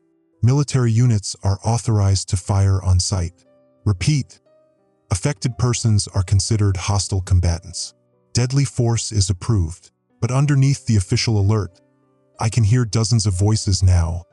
Not just Danny, but everyone from my past. My parents, my ex-wife, childhood friends, college roommates, everyone who ever mattered to me, all singing together. "Come outside, Carter. Come outside and join the family. Come outside and help us call the great ships home." The figures pressed against our windows have begun to glow, a soft, blue-white radiance emanating from their skin. The converted humans and the original visitors are indistinguishable now, all radiating that same otherworldly light. The final stage, Arya says quietly. Bioluminescent integration. They're becoming living transmitters. Through the building structure, I can feel vibrations. Not just the 3-beat rhythm anymore, but complex harmonic frequencies that make my bones ache. The very atoms of our world are being tuned to match their resonance. Carter, Bella says urgently, I can hold on to myself for maybe another hour, but when I'm fully converted, they'll have direct access to everything we've discussed, everything we've planned. You need to make a choice. What choice? The radio equipment here is powerful enough to send a countersignal, something that might disrupt their network at least temporarily, but it would require broadcasting on the same frequencies they're using. Anyone who hears it would be exposed to the full conversion process. I finish. She nods. Including you, including anyone still free in the surrounding area. You could save some people by disrupting their network, but you doom everyone within broadcast range. Outside, the glowing figures have begun to rise, not flying, but floating inches above the ground, their bodies becoming translucent as the light within them intensifies. And in the distance, I can see similar lights rising from every building, every farm, every road in our county. The great ships, Bella whispers.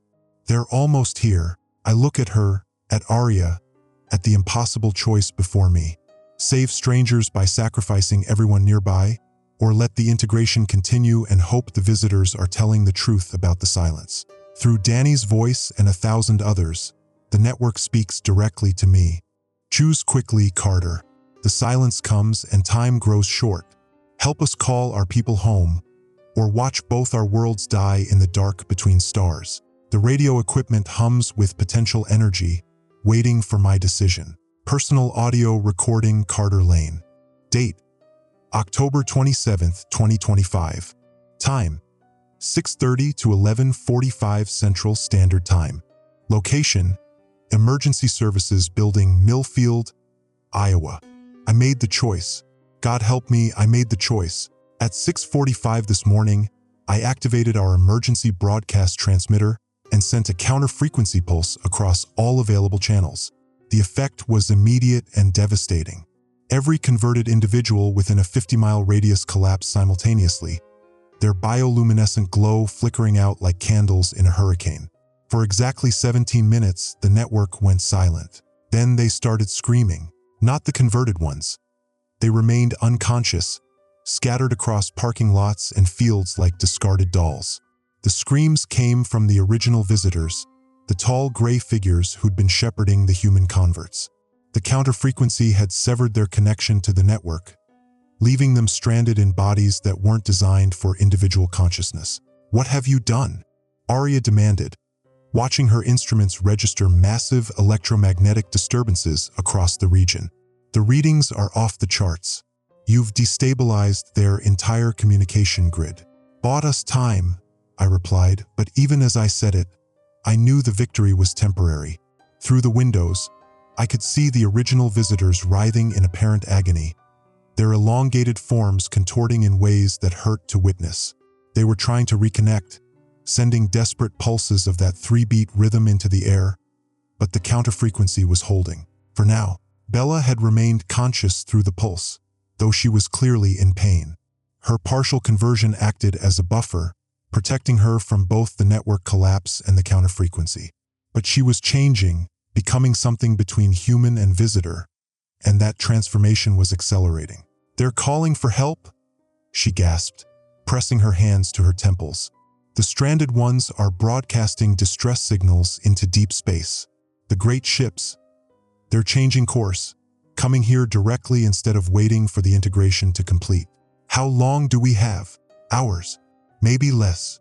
She looked at me with eyes that were no longer entirely human. The pupils had elongated, becoming more elliptical, and there was a faint luminescence behind the iris. Carter, you need to understand what you've done. The network wasn't just for integration. It was a defense system. When the silence comes, only a unified consciousness can perceive it, can defend against it. By fragmenting the network, I've left us vulnerable, I finished. Through our emergency channels, reports began flooding in. The counter-frequency had worked too well. Every infected town within our broadcast range had gone dark, but the surrounding areas were experiencing massive electrical failures. Power grids were fluctuating, communication satellites were dropping offline, and electronics were failing in cascade patterns that followed the electromagnetic pulse's propagation. Emergency broadcast from NORAD came a transmission on our military frequency. Multiple objects detected breaking from standard orbital patterns. Unknown vessels are descending through the atmosphere at impossible velocities. All military units are to engage with extreme prejudice. The transmission cut to static, then returned with a different voice, one I didn't recognize. "This is Colonel Sarah Martinez, Strategic Air Command. NORAD Colorado Springs is experiencing total system failure. We've lost contact with missile defense networks. Unknown aircraft are jamming all frequencies except..." The voice paused. "Except a narrow band around 47.3 megahertz. They're trying to communicate."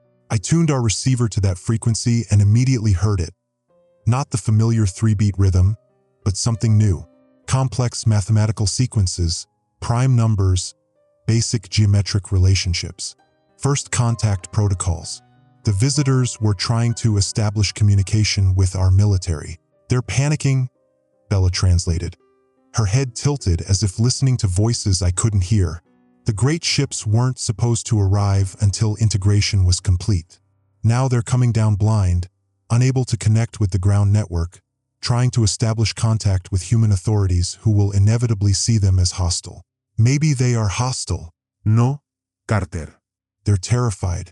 Imagine being refugees fleeing a cosmic predator, finally finding a world that might accept you, only to have your communication network severed at the crucial moment. They don't know if we're trying to help them or if we're working with the silence. As if summoned by her words, every screen in our building flickered on simultaneously.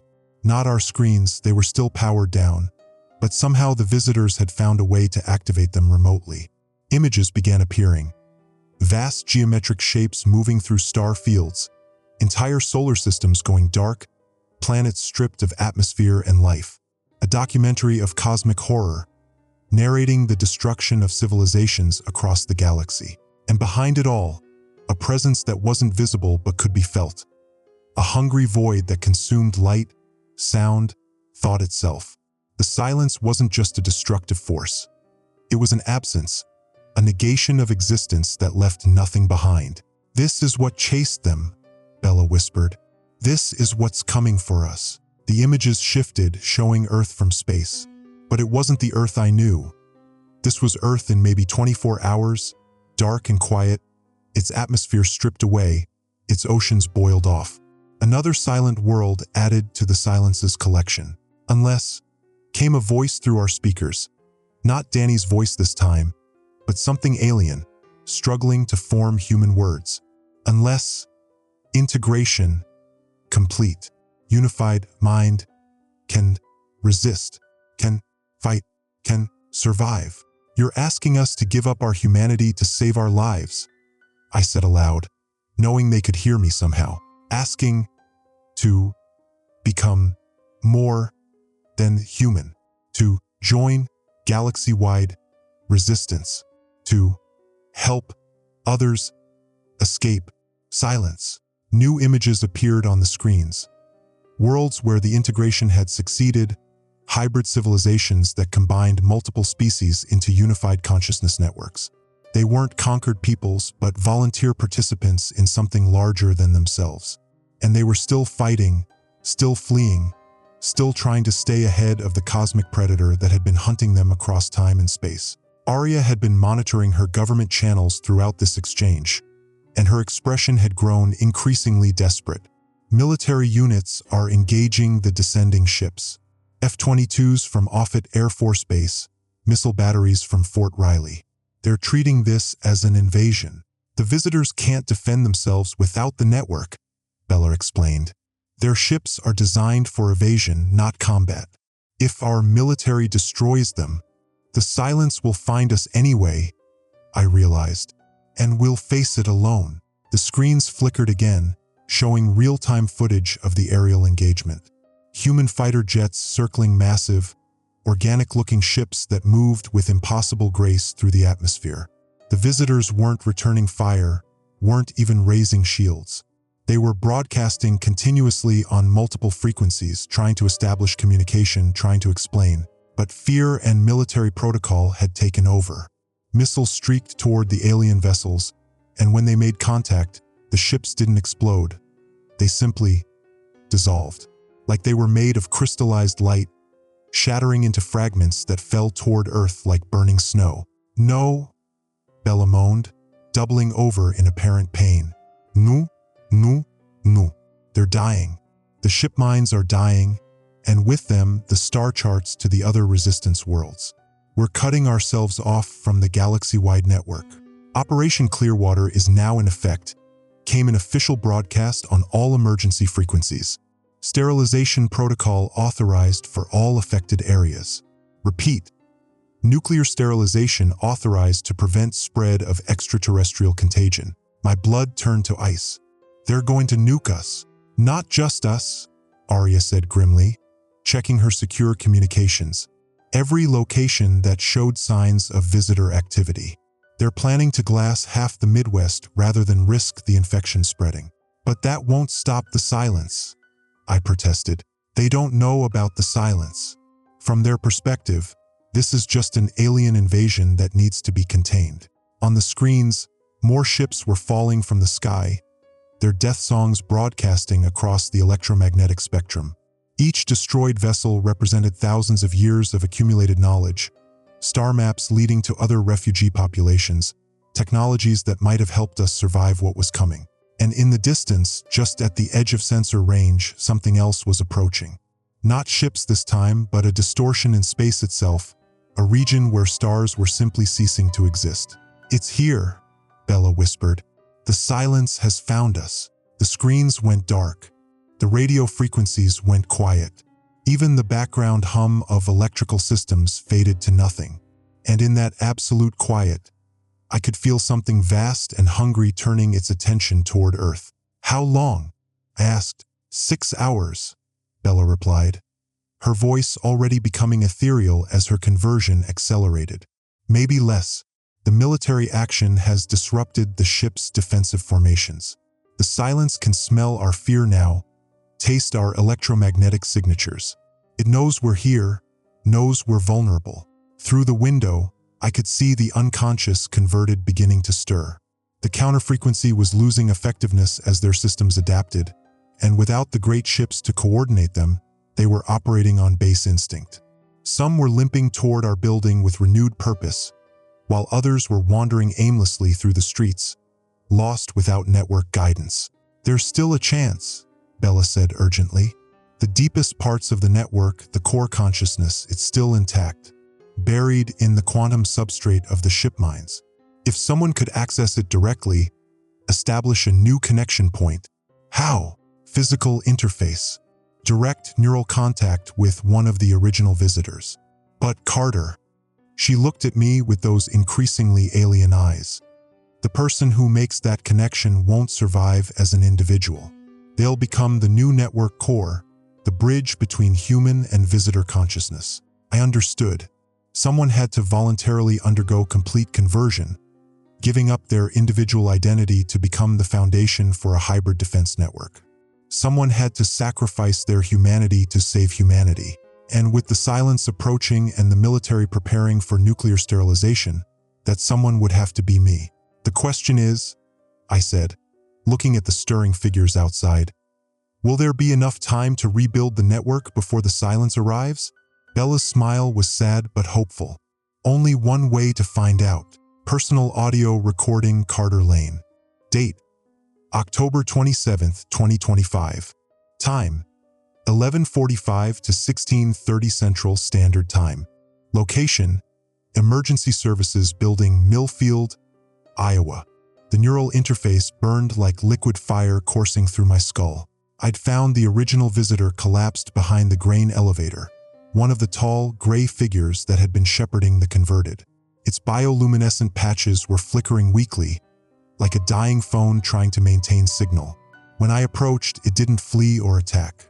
Instead, it extended one elongated hand toward me, palm up, waiting. "Just touch it," Bella had urged. Her own conversion now so advanced that her voice carried harmonic overtones I felt in my bones. "Skin contact is enough. The quantum entanglement happens instantly." What she didn't tell me, couldn't tell me because she was still partially human, was that the interface worked both ways. As soon as my palm made contact with the visitor's cool, luminescent skin, I wasn't just accessing their network. I was becoming part of something vast and ancient and utterly alien. The first sensation was drowning, not in water but in time itself. Memories that spanned millennia flooded through my consciousness. The birth of civilizations, the discovery of faster-than-light travel, the first encounters with the silence. I saw worlds I couldn't name, populated by species that defied description, all connected by the same quantum substrate network that was now rewiring my brain. Then came understanding. The visitors weren't invaders. They weren't even explorers in any sense we'd recognize. They were librarians.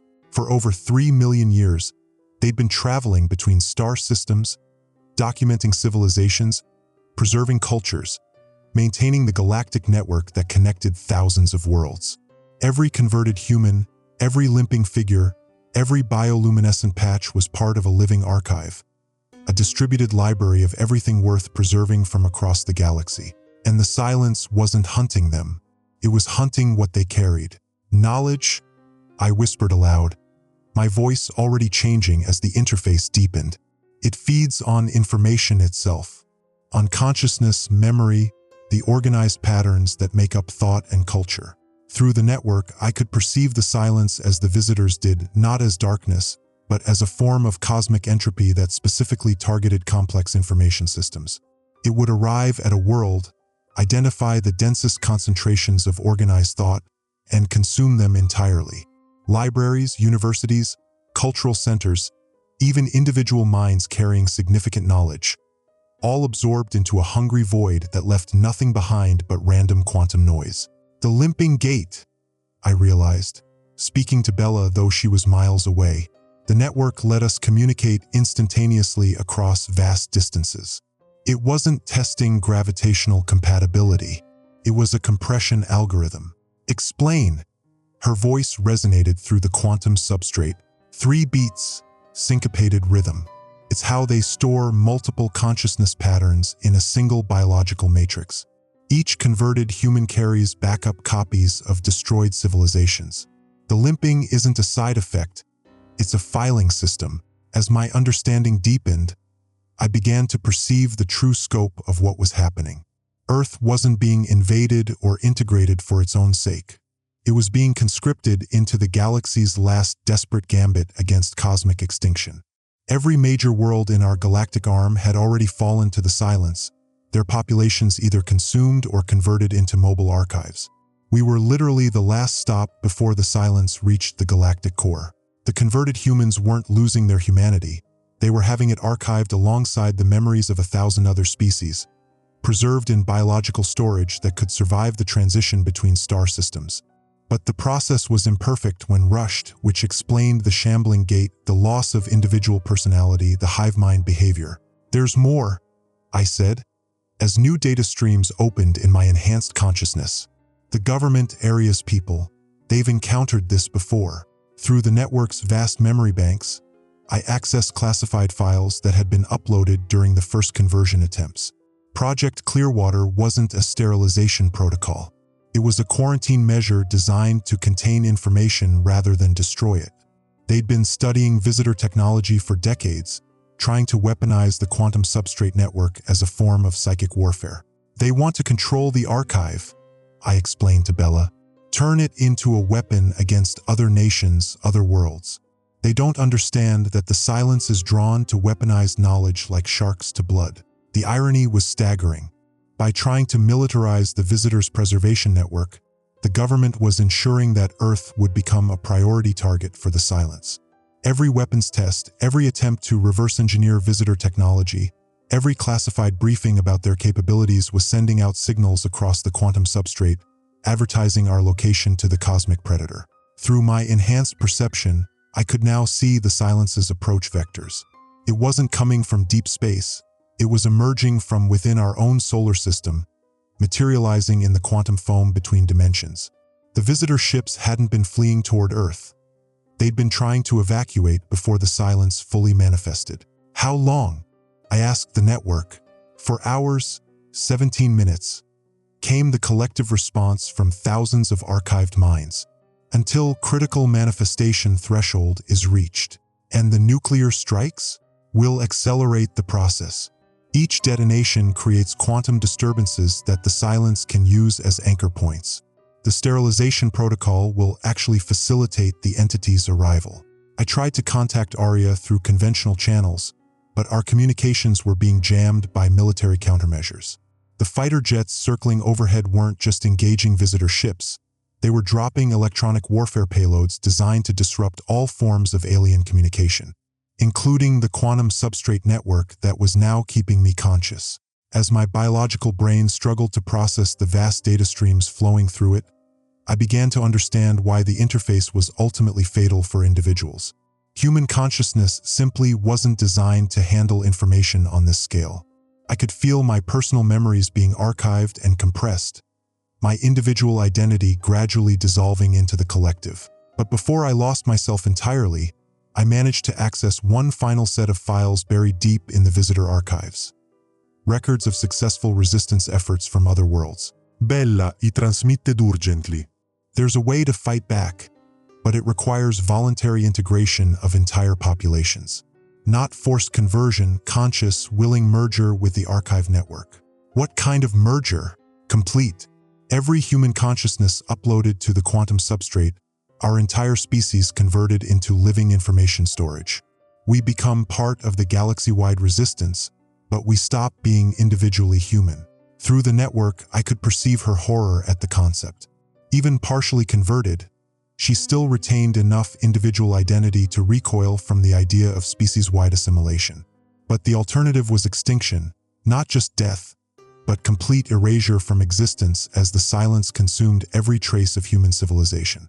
"Show me the successful examples," she demanded. I opened the archived files, letting her perceive the worlds that had chosen integration over extinction. What she saw was simultaneously beautiful and terrifying. Hybrid civilizations where the boundaries between individual and collective had dissolved entirely, where consciousness flowed freely between biological and artificial substrates, where entire planets had become single vast minds capable of perceiving and manipulating reality on quantum scales. They had survived the silence's arrival.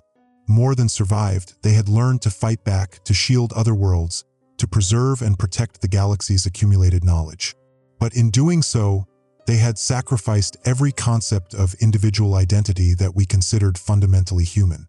There's a third option, I realized, as deeper network protocols opened to my enhanced perception.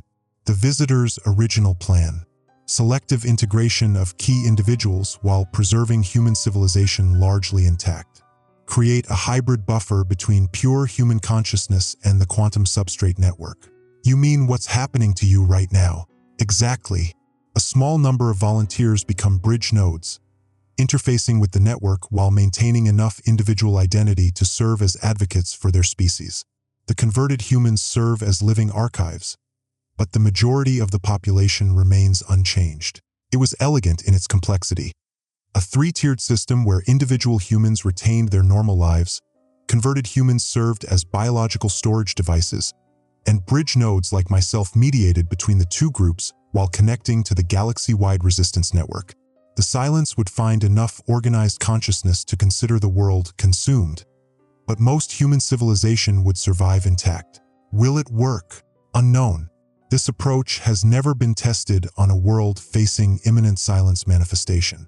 Usually, there are decades to properly establish the network infrastructure. Through the quantum substrate, I could perceive military forces massing around every known visitor site. Nuclear submarines had moved into position off both coasts, their missile tubes aimed at coordinates provided by satellite reconnaissance. The sterilization protocol was entering its final phase. "I'm losing individual coherence," I admitted to Bella. "The network integration is accelerating to compensate for the incoming disruption. You need to get to one of the remaining ship sites and establish a secondary bridge node before." The The transmission cut off as something vast and hungry turned its attention directly toward our world. Through the network's enhanced perception, I could see the silence beginning to manifest in Earth's upper atmosphere, not as darkness, but as regions where the very concept of existence was becoming uncertain. Stars were disappearing, not going dark, simply ceasing to have ever existed, leaving behind gaps in space-time that hurt to perceive even through the network's distributed consciousness. And those gaps were growing, spreading, reaching down toward the surface like fingers of pure negation. In less than 4 hours, one of those fingers would touch ground. When it did, everything within its influence would be retroactively erased from the universe's information matrix. Not destroyed, unwritten from reality itself. The visitor archives contained detailed records of what happened to worlds that faced the silence without adequate preparation. First, all electronic information vanished. Computers, recordings, written documents. Then biological memory began to fade. People forgot their own names, their relationships, their cultures. Finally, the physical structures themselves were erased as the organized information that defined their existence was consumed. But there was still time. The nuclear strikes wouldn't launch for another 3 hours, giving us a narrow window to establish enough bridge nodes to maintain the defense network. If Bella could reach one of the intact ship sites, if we could find other volunteers willing to undergo the interface process, if the military could be convinced to delay their sterilization protocol, too many variables, too many ways for the plan to fail. But as my individual consciousness began its final dissolution into the network collective, I held on to one last purely human thought. Sometimes the only choice is between certain extinction and uncertain survival. Bella, I transmitted through the quantum substrate, using the last dregs of my personal identity to send the message. Find Julian. Find the others. Show them what I've shown you. Let them choose. Choose what? Whether to die as humans or live as something more. The interface completed its work, and Carter Lane ceased to exist as an individual entity. But his memories, his knowledge, his essential patterns were now part of something vast and ancient and determined to survive. The bridge node was established. The defense network was online. Now came the hard part, convincing a species to voluntarily surrender its humanity in order to save it. Quantum Substrate Network Log, Bridge Node 7749 Terra Prime. Former identity Carter Lane. Date: October 27, 2025. Time: 16:30 to 21:15 Central Standard Time. Location: distributed across 17 connection points. Primary node: Emergency Services Building, Millfield, Iowa. The silence arrived like a prayer said backwards. At 16:47 Central Standard Time, the first manifestation point opened above Cedar Falls, Iowa, not darkness, but the absence of possibility itself. Through the quantum substrate network, I perceived it as a wound in reality's information matrix, a place where cause and effect had become uncertain. Stars didn't disappear. They simply lost the narrative coherence that defined their existence. Bella reached the crash site of visitor ship Gamma 7 at 1652, her partial conversion allowing her to interface with the dying ship mind without complete ego dissolution.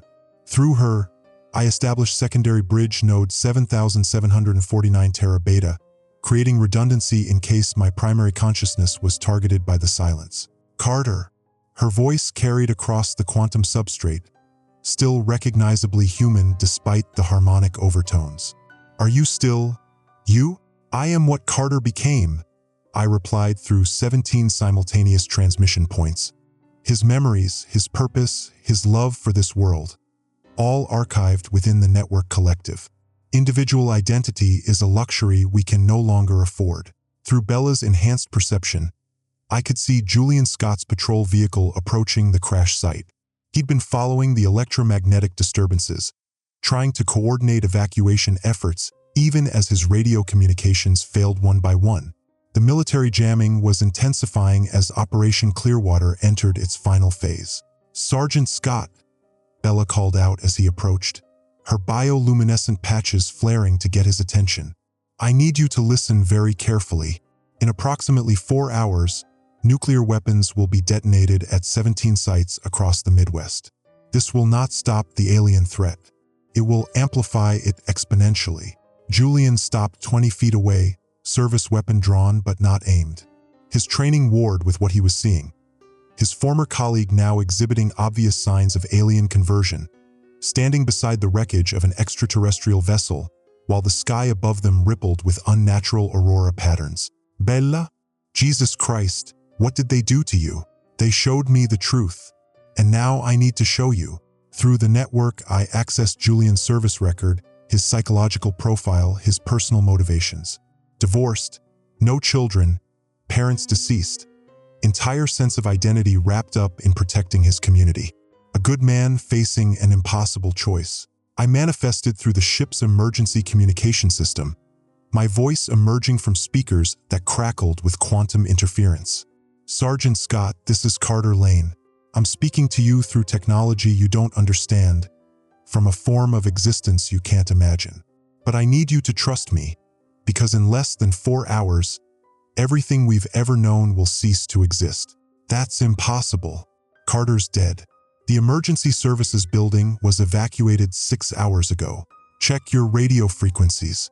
Scan between 47.3 and 47.7 megahertz. Julian hesitated, then adjusted his radio. My voice came through clearly on multiple channels. This is Carter Lane, Emergency Services Coordinator for Millfield, Iowa. Authentication code Delta 7749. Personal verification. Your ex-wife Rebecca left you because you chose this job over your marriage, and you've been carrying that guilt for 3 years. You joined law enforcement because your older brother died in a car accident that you think you could have prevented if you'd been a better driver that night. The weapon wavered in Julian's hands. How do you know that? Because when you become part of the network, privacy becomes irrelevant. Individual secrets dissolve into collective knowledge. I know everything about you, Julian, just as I know everything about the threat approaching our world. Above us, the manifestation point was expanding. The silence had found its foothold in our reality and was beginning the consumption process. Through enhanced perception, I could see information patterns being systematically deleted from the universal substrate. The town of Cedar Falls, population 2,847, was experiencing selective amnesia. Residents were forgetting their street addresses, their phone numbers, the names of local businesses. Soon they would forget each other. Show him, I instructed Bella. She approached Julian slowly, her elongated fingers weaving patterns in the air that somehow made the quantum substrate visible to unenhanced human perception. Reality flickered around us, revealing the true scope of what was happening. Massive data streams flowing between Earth and distant star systems, consciousness patterns being archived and transmitted across impossible distances, the planet itself becoming part of a galactic information network that spanned millions of years. We're not being invaded, Bella explained, her voice now carrying the harmonic complexity of multiple merged personalities. We're being recruited. Every civilization faces this choice eventually. Join the resistance or be consumed by the silence. Julian lowered his weapon, staring at the impossible vistas opening around us. What is the silence? Through the network, I shared the archived memories of 3 million years of galactic history.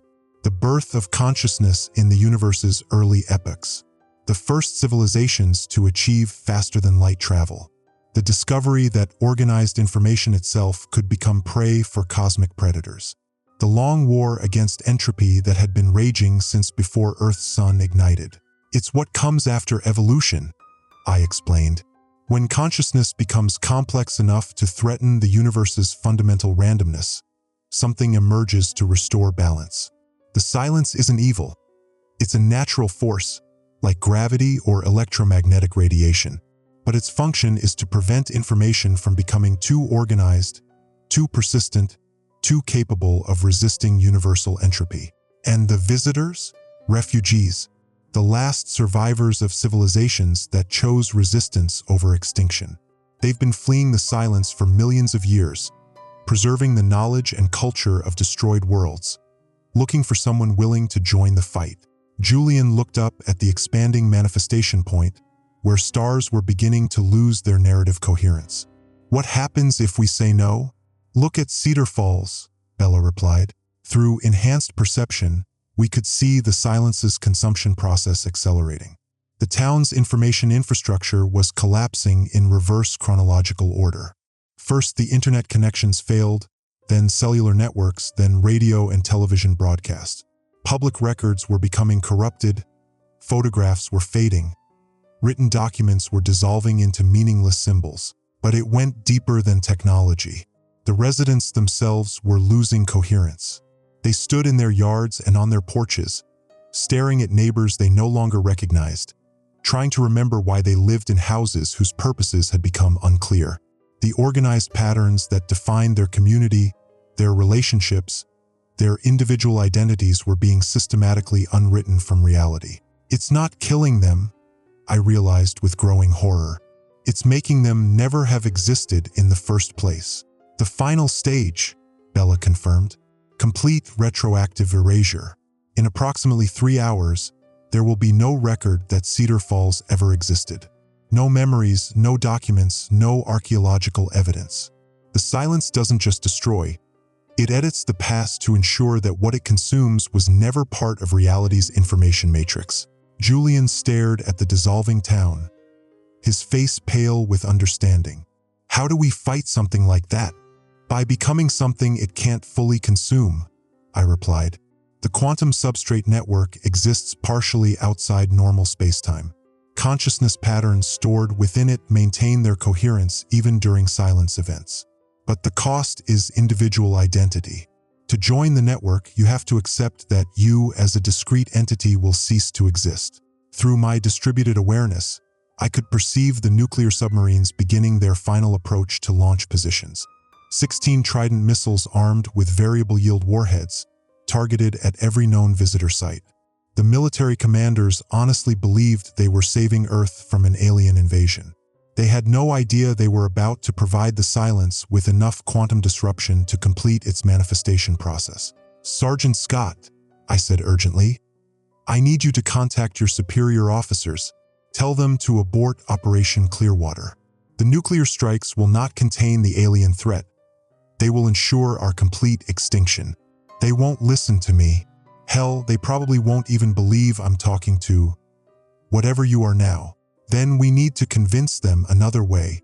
Through the network, I accessed every emergency broadcast system within 500 miles. Simultaneously, my voice emerged from radios, televisions, smartphones, and public address systems across the Midwest.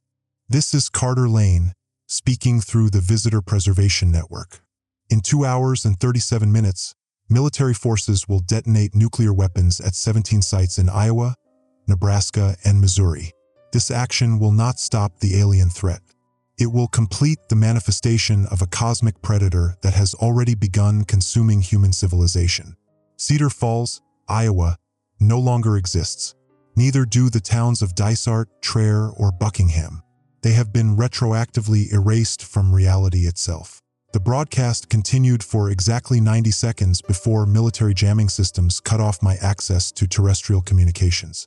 But 90 seconds was enough to reach thousands of people, to plant seeds of doubt in military commanders, to begin the process that might convince our species to choose survival over extinction. Bella, I said through the quantum substrate, take Julian to the primary ship site. We need more bridge nodes if we're going to establish a defense network before the silence reaches critical manifestation threshold. What about you? I'm going to try something that's never been attempted before.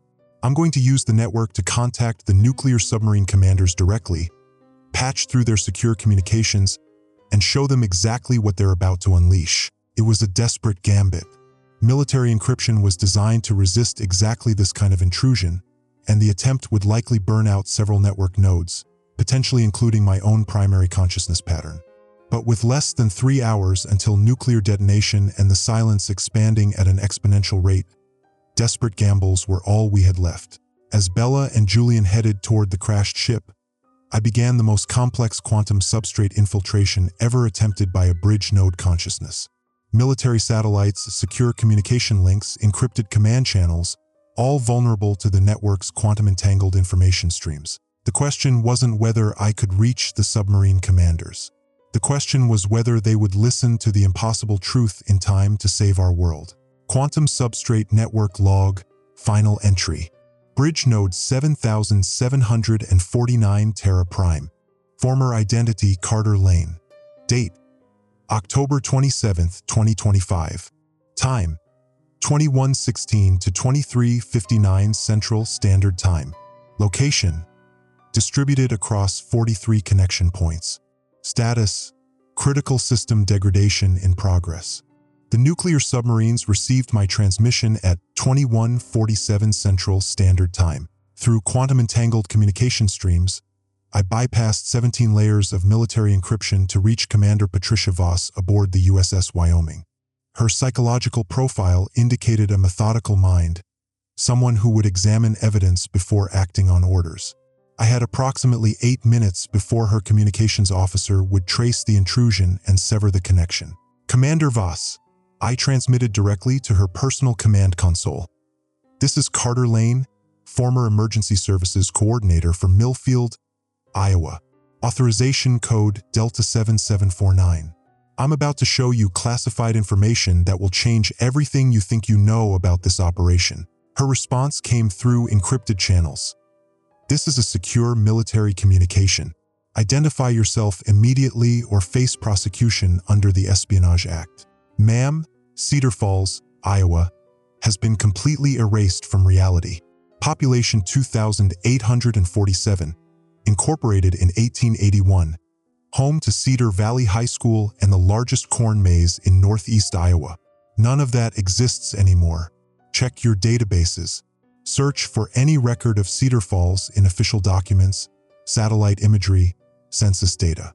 You'll find nothing, because the silence has retroactively edited it from existence. 8 minutes and 37 seconds of silence followed. Through network sensors, I could perceive her accessing military databases, cross-referencing geographic surveys, pulling up satellite photographs that showed empty farmland where a town should have been. Her biometric readings spiked as she confronted an impossible truth. "How is this possible?" she finally responded. "Because you're about to detonate nuclear weapons at 17 sites where alien refugees are making their final stand against a cosmic predator. The explosions won't destroy the visitors. They'll provide enough quantum disruption for the silence to achieve full manifestation in our reality. Every detonation will create a new manifestation point, and the erasure process will accelerate exponentially." I transmitted archived data from the Network Collective, 3 million years of galactic history, the long war against entropy, the choice that every civilization eventually faced. Commander Voss was a career military officer, trained to process tactical information under extreme stress. She absorbed the data streams faster than most civilian minds could have handled. "Assuming this is real," she said slowly, "what do you propose?" "Redirect the missiles to uninhabited coordinates. Give us time to complete the evacuation process. The visitors aren't invading, they're offering us membership in a galactic resistance network. But the choice has to be voluntary. Consciousness cannot be conscripted into the substrate without destroying its essential information patterns." Through the network, I could perceive similar conversations happening with submarine commanders across the Atlantic. Some were listening. Others had already received counterorders from higher military authorities who refused to acknowledge the impossibility of what was happening. At 22:13 Central Standard Time, the first Trident missile launched from the USS Louisiana, targeted at the primary visitor site near Des Moines. Through network sensors, I watched its trajectory with growing horror, knowing that we had perhaps 8 minutes before the warhead detonated and created an irreversible cascade reaction. "Bella," I transmitted through quantum substrate, status report from crash site Gamma 7. Her response carried harmonic overtones of desperate urgency. "We've managed to bring 17 local residents into the network, including Julian. But the conversion process is incomplete. They're maintaining too much individual identity to achieve full substrate integration." This was the fundamental paradox we faced. To survive the silence, human consciousness had to merge with the galactic network, but the process required voluntary dissolution of individual identity. Most people, when confronted with the choice between physical death and ego death, chose physical death. How many have achieved full conversion? 43 worldwide. not enough to maintain species continuity if the silence reaches full manifestation. The missile approached its target. Through enhanced perception, I could see the visitors at the Des Moines site making their final preparations. They weren't trying to escape. Their ship minds were too damaged from the long journey to achieve faster-than-light travel.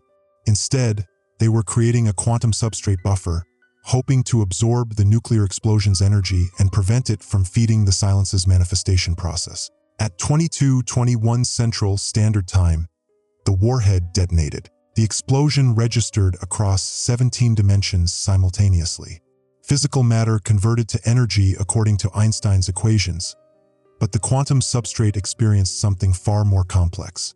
The visitor's buffer held for 3.7 seconds before catastrophic failure, but those seconds were enough to prevent immediate silence manifestation. Instead, something unexpected happened. The nuclear explosion, filtered through alien technology, created a resonance cascade in the quantum substrate network. Every bridge node consciousness worldwide suddenly found itself connected not just to the galactic resistance, but to the vast information matrix that comprised the universe's fundamental structure. For one impossible moment, I existed as pure information, perceiving reality from the perspective of cosmic consciousness itself. I saw the birth of galaxies, the evolution of life, the eternal struggle between organization and entropy. I understood that the silence wasn't evil, it was a necessary function, preventing consciousness from becoming so complex that it collapsed the universe's probability matrix. But I also saw the alternative. Civilizations that had learned to exist in harmony with cosmic entropy, using quantum substrate networks to preserve essential information while allowing unnecessary complexity to naturally decay. The galactic resistance wasn't fighting the silence. It was trying to achieve balance, to find a middle path between stagnation and chaos. The revelation lasted 0.003 seconds in objective time, but contained enough information to fundamentally alter the network's strategic priorities. All bridge nodes, I transmitted across 43 connection points simultaneously. New primary objective: achieve sustainable equilibrium rather than total resistance. Begin selective consciousness preservation protocols. Rather than trying to save all of human civilization, we would preserve its essential information patterns, its art, science, philosophy, and cultural achievements, while allowing its excessive complexity to naturally decay. Earth would survive, but humanity as a biological species would eventually fade, replaced by hybrid consciousness patterns that could exist indefinitely within the quantum substrate. At 22:34 Central Standard Time, I established contact with the silence itself. It manifested as a vast absence in the information matrix, not darkness but a place where meaning became uncertain. Communication required translating concepts into mathematical structures that could exist in the space between organized thought and pure entropy. We offer compromise. I transmitted through carefully structured probability cascades, selective preservation of essential patterns, voluntary dissolution of excessive complexity, balance rather than resistance. The response came as a shift in cosmic background radiation, barely detectable across 17 radio telescopes worldwide. Proposal acknowledged. Demonstration required. To prove our commitment to equilibrium, we would have to sacrifice something precious. Through the network, I accessed the collective memory of human civilization.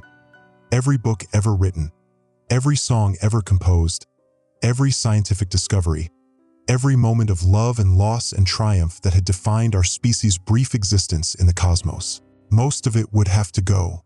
We could preserve perhaps 0.03% of humanity's total information legacy, enough to maintain continuity but not enough to threaten universal entropy. The choice of what to preserve would determine not just humanity's future, but its fundamental nature as it evolved into something post-human. Bella, I transmitted, gather the bridge node consciousnesses. We need to vote on what aspects of humanity deserve to survive. The debate lasted 47 minutes. 43 merged consciousness patterns, each retaining fragments of individual human identity, arguing about the essential nature of our species. Art versus science, love versus knowledge, memory versus possibility.